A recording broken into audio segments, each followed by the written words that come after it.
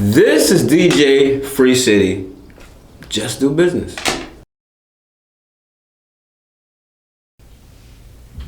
Okay, I want to start right now. Yep. I want to get connected right now.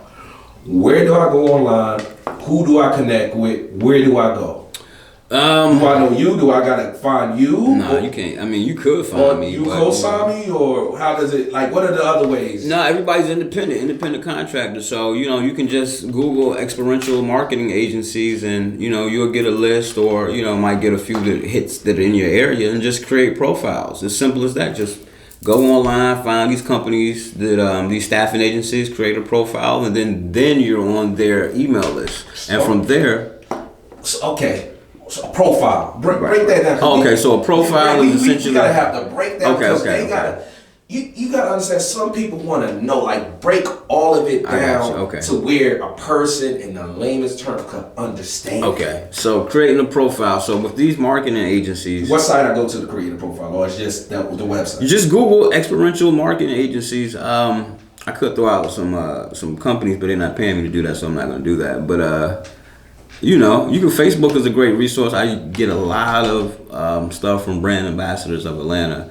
But essentially what you need to do is create a profile, because a profile helps the marketing agency see who you are. You put pictures up there, you got an about me. It's almost like a dating profile, but it's more professional. So once you have that, you're in their system, and they can go, if they, like for example, I'm in Atlanta, so if they're looking for guys in Atlanta to work an event, I'll come up in their search. So let's go back.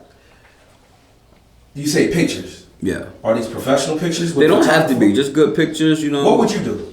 I would just snap some on my cell phone. I would get a haircut, put on a nice outfit, a nice shirt or whatever. Find a nice background or backdrop, and just take some photos. Just basic photos, neck up, your full body. Maybe one active, showing you doing something or interacting in some type of way.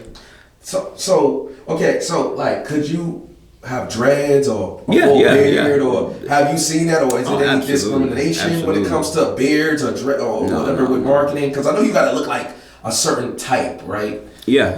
No, now I've seen all sorts of hairstyles, from mohawks to people tatted all up, people with gauges. It's different times we're living in right now, especially if you're dealing with a more urban company or a company that caters to the younger demographic, like Nike, Adidas, things like that.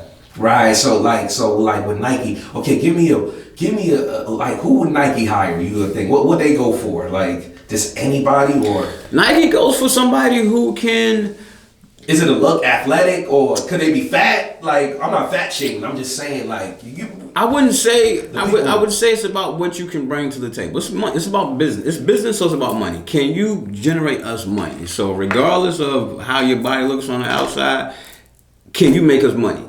Will we get a return on our investment if we hire you and put you in charge of this campaign? That's what it's all about. That's what the bottom line boils down to. I've seen young, old, women, men, gay, straight, it doesn't matter.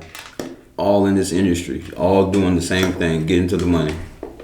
And I know the money's a lot of money in it. It's good. It's a lot of money in the marketing industry. Like I remember, like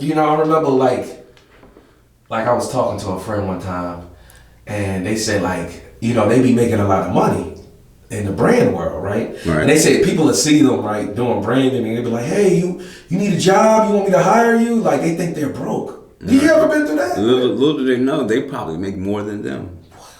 I mean, I don't really get too caught up in people's perception or what people say or think, but I'm sure I've encountered that before, because they see you doing something so simple and they think you're just a peon, but they don't really know your position or what you hold. And I like it that way. Keep it that way, So, like you ever ran into, like, okay, give me the goods, the bads, and the uglies of the brand world. Like, have you ever seen people just like in the sense of business, right? What to do and what not to do in, like, the brand world, like to stay, because it's like the music industry, the entertainment industry. Like, y'all really celebrities in the brand world, and you're a DJ. So, like, what to do and what not to do in a brand?